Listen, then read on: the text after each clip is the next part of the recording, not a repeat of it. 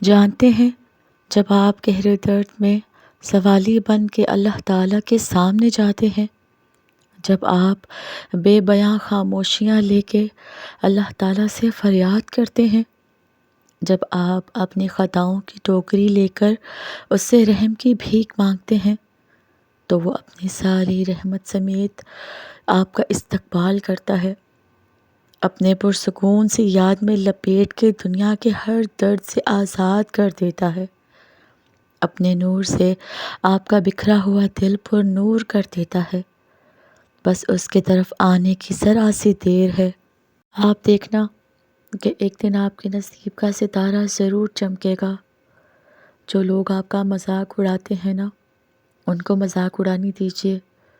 بس آپ محنت کرتے رہیے اور اللہ تعالیٰ پر یقین اور بھروسہ رکھیے۔ آج کی یہ مشکلات ایک دن آپ کو ایک ایسا مقام نصیب کریں گی کہ آپ حیران رہ جائیں گے، بلکہ آپ کو آپ کا مذاق اڑانے والے دیکھ کر حیران رہ جائیں گے۔ اپنے اللہ کا شکر ادا کیا کریں، وہ ہر پل آپ کے ساتھ ہے، آپ کے ہر لمحے میں۔ وہ غفور رحیم آپ کو آپ کی محنت کا بدلہ دگنا کر کے دے گا ایک دن۔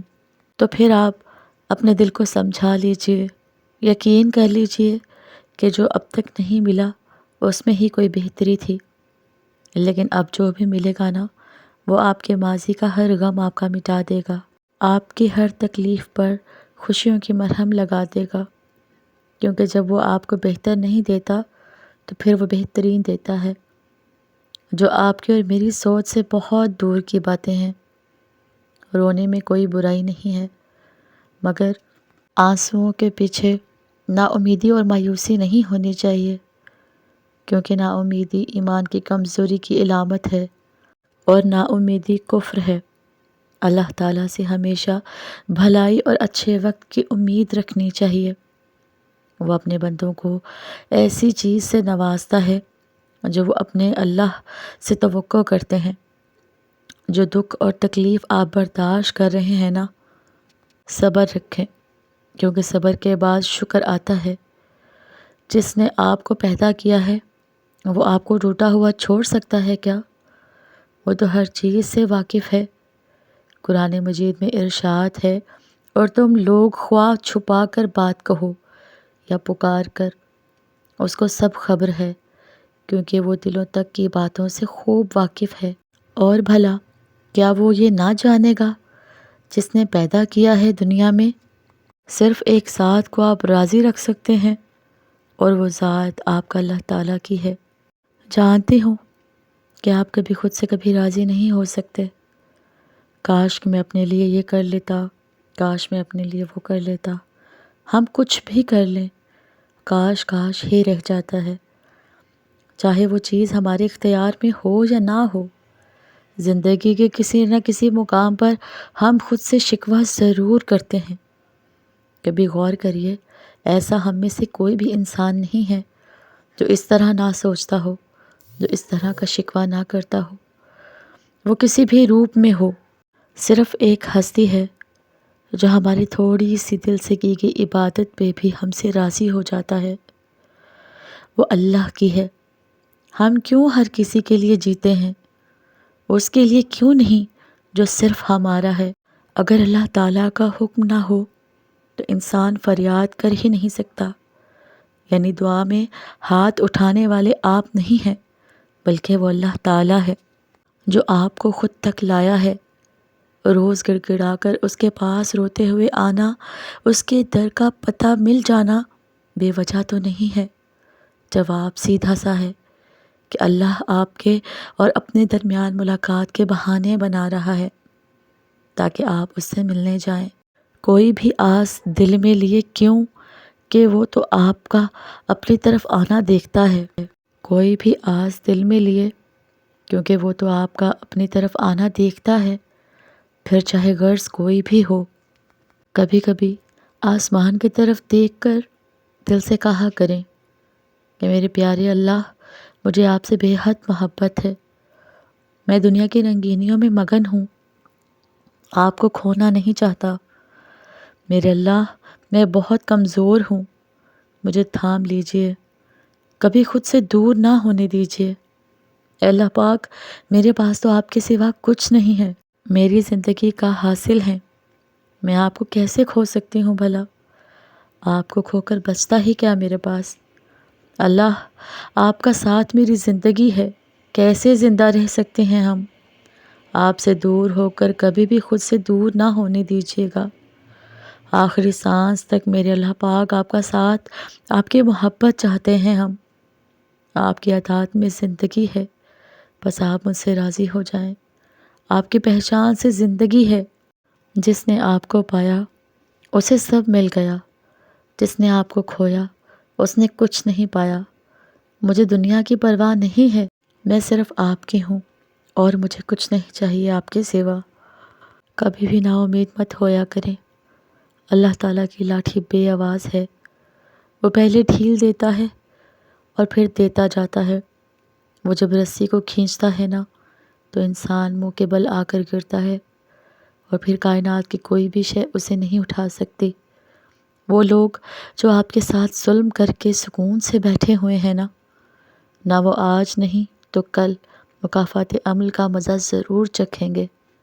اس لیے آپ محنت کرنا کبھی نہ چھوڑیں اور دوسروں کی باتوں پر کان کبھی نہ دھریں۔ آپ کی دعائیں ہی آپ کا مقدر ہیں، اور آپ کے خیالات اس مقدر کی حقیقت میں جب آپ اللہ کے سامنے دعا کے لیے ہاتھ اٹھاتے ہیں تب اللہ تعالیٰ آپ کا مقدر آپ کی رضا کے مطابق بدلتا ہے۔ اللہ اس جھولی کو کبھی خالی نہیں رکھتا جو صرف اس کے سامنے پھیلائی جاتی ہے، لیکن آپ ذرا سا انتظار کرتے ہو اور پھر تھک جاتے ہو، اور پھر خود سے ہی گمان کر بیٹھتے ہو کہ دعائیں تو قبول ہی نہیں ہوتی، یا اب بہت دیر ہو گئی ہے اور اب کچھ بھی نہیں بدل سکتا۔ حالانکہ اللہ تعالیٰ تو اپنے بندے کی کوئی بھی دعا رد ہی نہیں کرتا۔ جو آپ کو دیر لگ رہی ہے نا وہ اللہ تعالیٰ کی حکمت ہوتی ہے، اور جو بھی آپ کو ملتا ہے نا صحیح وقت پر ہی ملتا ہے۔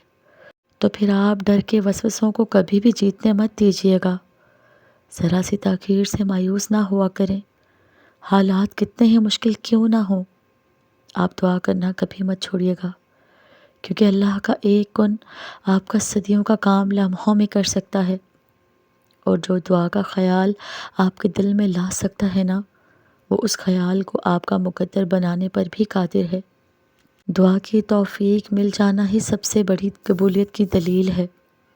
تاخیر زندگی کا حصہ ہے، اس کی عادت ڈالیں۔ سب کچھ آپ کے منصوبے کے مطابق نہیں ہوگا۔ جب اللہ تعالیٰ تاخیر کرتا ہے نا تو اس میں خیر چھپی ہوتی ہے۔ ہو سکتا ہے کہ آپ اسے ابھی نہ دیکھ سکیں، لیکن اللہ تعالیٰ آپ کو دکھائے گا کہ اس نے آپ کو انتظار کیوں کروایا ہے۔ تو صبر کریں، کیونکہ آپ عن قریب اس رب کی خوبصورت نعمتیں دیکھیں گے۔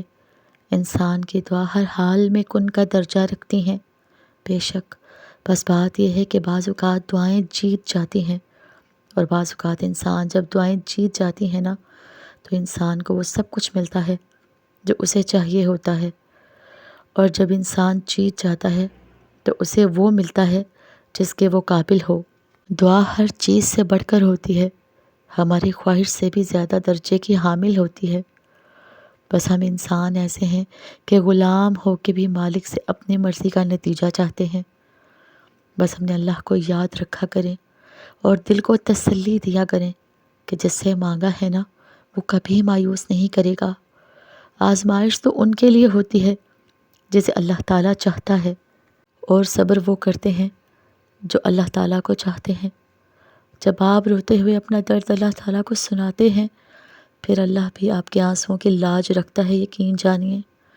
وہ دنیا والوں کی طرح منتیں نہیں کرواتا، وہ آپ کے ہاتھ اٹھانے سے ہی راضی ہو جاتا ہے۔ بس آپ جاننا چاہتے ہیں کہ اللہ کب آپ کو تھامتا ہے؟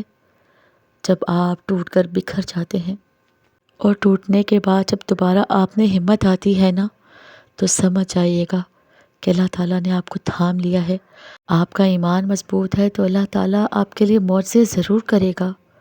آپ کے دل میں اگر یہ وسوسے آتے ہیں کہ اللہ تعالیٰ نہیں سنتا، اور پھر اگر آپ ان وسوسوں کو جھٹلا کر اللہ تعالیٰ پر یقین رکھتے ہیں نا تو آپ کا ایمان اور مضبوط ہو جاتا ہے، اور اللہ پھر ان کے ساتھ ہو جاتا ہے۔